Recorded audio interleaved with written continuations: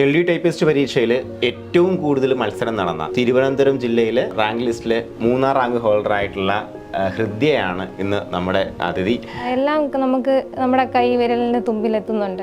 പക്ഷെ അത് കറക്റ്റായിട്ട് ഫോളോ ചെയ്ത് പഠിച്ച് നോട്ട് എഴുതിയെടുത്ത് റിവിഷൻ ചെയ്ത് പഠിച്ചു കഴിഞ്ഞാൽ ഉറപ്പായിട്ടും ഈസി ആയിട്ട് ക്രാക്ക് ചെയ്യാൻ പറ്റുന്ന ഒരു എക്സാം ഈ ടൈപ്പിങ്ങിൻ്റെ.